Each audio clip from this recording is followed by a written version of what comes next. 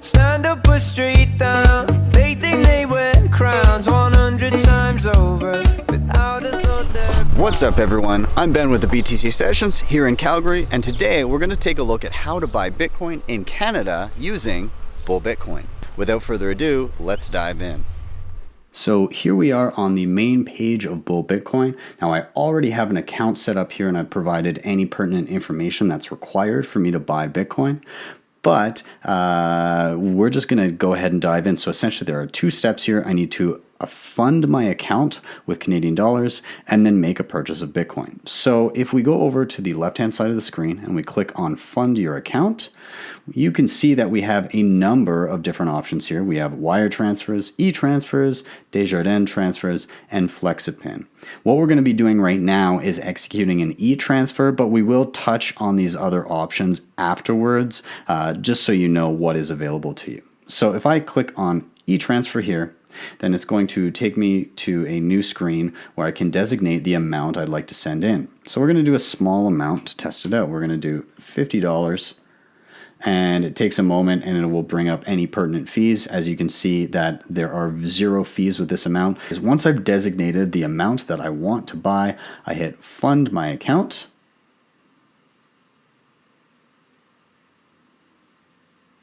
And this takes me to a new screen and essentially gives me a set of instructions of what to do.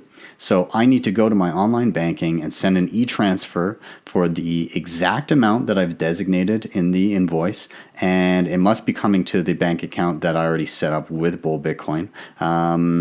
And there are a few things that I need to add in here, which are included here. So the recipient name is Satoshi Portal. This is the email address I need to send it to. I need to send the exact amount I designated. The security question is, what is my user number? And they tell you that number here. And then also in the notes of the e-transfer, I need to add in a special payment ID or a transfer ID so that they know what my order is that I've just placed, so they can easily link it together. And with that, I can just head over to my online banking and shoot off that e-transfer, and we will return when that has gone through and been accepted. All right, so we are back. I actually left this overnight because I had things to do, but it obviously went through in that time. And actually it kind of helped me a little bit because the price dipped, so I get to buy that dip. Anyways, so essentially you will see this scale fill in until the order is completed once the payment is received. And now it gives me an option, buy Bitcoin now, or I can go over to the left-hand side. Either way, it will take me to the same place. So once we get to the buy Bitcoin screen, you can see up top, you are funded with $50 worth of Canadian dollars or whatever you've sent over. And it's a pretty simple page. All you have to do is designate the amount of Bitcoin you would like to buy. And the reason for that is you can actually spend less than you funded your account with. And why might you want to do this? Well, some people like to dollar cost average. So let's say I sent over a larger amount. Maybe I sent over $500 or $1,000. And perhaps I'd like to buy $100 every week on the same day so that I take the emotion out of it and I kind of pick up at different prices and it all kind of averages out. So I'm not picking up at a high or trying to time the low, because most people are not very good at doing that. Well, I could put in the amount that I like to purchase and buy the Bitcoin and not have to spend all of the money in the account. Essentially, this is a voucher for X number of dollars that you've sent over.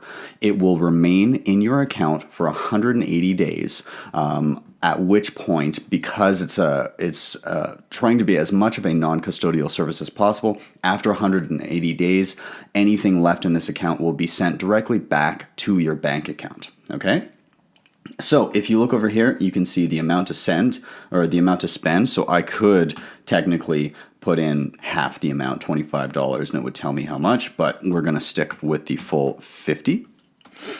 Secondly, you can see any relevant fees. With Bull Bitcoin, again, the fees don't come into play when you're buying Bitcoin until much later, until much higher amounts. In fact, $100,000 per day is the threshold there. So no fees on this transaction here. You can see the amount of Bitcoin I will be receiving.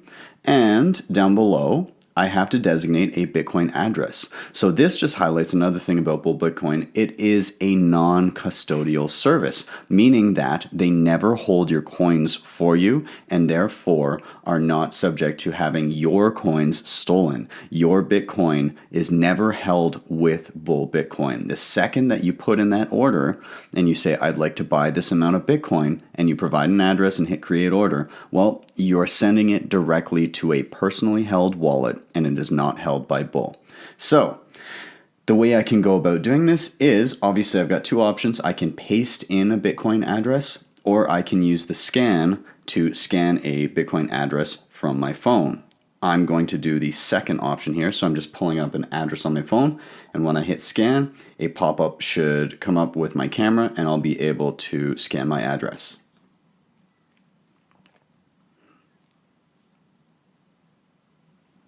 There we go, scanned it over.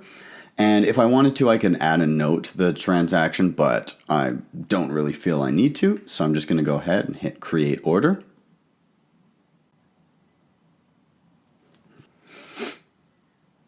Okay, so this takes me to my final screen where I have to do anything. So essentially it gives you your instructions right here. I have to verify the Bitcoin address and click on buy Bitcoin below. So I'm just taking a look here, and everything seems to be in order. There's my Bitcoin address, the amount that I'm buying at, any sort of fees, the time, all of that. I think this looks all good to me, so I'm going to go ahead and I'm going to hit buy Bitcoin. And again, one last time, this is irreversible. We're sending this much Bitcoin to this address that you designated. Your balance of $50 will be debited by $50. So I'm spending the whole lot. I'm going to hit yes. All right, and my order has been paid. And so I can see that the progress bar has fully filled in. And let me just check here. Perfect. And I can see on my phone, I have already received my Bitcoin. So essentially, the moment I hit that buy Bitcoin button, it was sent directly to my phone. They did not hold it for any period of time. It was just off and gone to my wallet. So yeah, that is essentially it. That is buying Bitcoin on Bull Bitcoin. The process would be much the same had you funded your account through any of these other methods. The only difference is just in getting the money to the account. But once the dollars are in Bull Bitcoin, then the buying process is essentially how much do you want to spend, where are you sending it, buy Bitcoin, and approve it. And that is more or less all you have to worry about. A couple other quick notes on the funding methods for Bull Bitcoin. There are wire transfers, Desjardins transfers, and there is the FlexiPin voucher option. Wire transfers, there are no fees associated with transferring money into your account on the Bull Bitcoin end, but that is very much dependent on your bank. In many cases, you have to go into the bank to execute a wire transfer, but if you click on the wire transfer option on the Bull Bitcoin platform, it will give you all of the banking information necessary to hand over to your bank to make that transfer possible. And your bank likely will charge some sort of a fee, but it's usually a flat fee versus a fee based on the amount that you are sending. I've seen some variations on that, but typically around $15. So it makes sense for larger transfers, but not so much for a small $50 or $100 transfer. Your e-transfer is likely best for that. For Desjardins transfers, those are if you have an account with Desjardins, and it's very much like an e-transfer, so pretty simple there. And when it comes to the FlexiPin voucher, essentially this is a card you can pick up at a lot of local gas stations and other merchants, and you can go to their website and find out where those are available. There are fees associated with that, but that's because it's going through a third party that we have to deal with when processing those transfers. Also to note with the FlexiPin, it goes direct to a Bitcoin wallet when you redeem them, as opposed to funding your account with dollars and then sending Bitcoin out. It's a direct one-to-one go. So if you are curious about the breakdown of fees, you can go to the limits and fees page, and there is a full breakdown depending on your funding method there, but they are very comparable to the rest of the Canadian market when you factor in essentially what you're spending at the end of the day versus the amount of Bitcoin you're getting. I encourage you to check out that fees page, and let's dive into the last few points here. Now, a couple other things while I'm here about Bull Bitcoin. One cool thing that has been recently implemented is in the back end something called coinjoin, which essentially adds to privacy protection for users. So this allows any incoming Bitcoin, so people that are using Bitcoin to pay their bills via the spend feature here. Now I have done a video on Bylls before and shown how to pay any Canadian bill with Bitcoin, but essentially when people use this service and sell Bitcoin to Bull Bitcoin, it gets put into coinjoin, which essentially mixes everybody's coins around so that it is difficult to decipher whose were whose once we go around and resell those Bitcoins to customers that are buying. So essentially it's a privacy protection for people that are spending their Bitcoin on the site. It is always advisable after you buy Bitcoin, if you are valuing your privacy, to go ahead and coinjoin again as well. Now, if you're curious about doing that, I did create a video on Wasabi coinjoin and how to do that.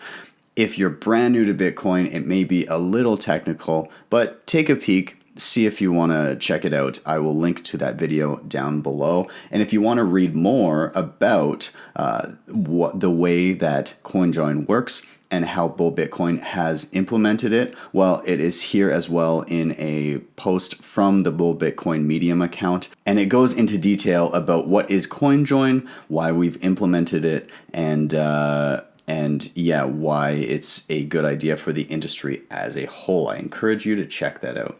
And with that, that is it. We are out of here. And if you have any questions, be sure to drop them down below in the comments. Thank you guys so much for watching. Don't forget to hit like, share, and subscribe. And if you'd like to help the show in another couple ways, you can check out either of my sponsors down below. Ledn.io is where you can use your Bitcoin to get access to Canadian or US dollar loans, as well as Bitcoin savings accounts to earn Bitcoin on your Bitcoin. Also, you can check out NordVPN if you're interested in protecting your privacy. This is a must. It helps mask your IP address, encrypt your browsing history, and it also has the added bonus of unlocking geoblock content. Check out both of those in the links down below. And with that, I am out. Have a wonderful day. This has been your daily session.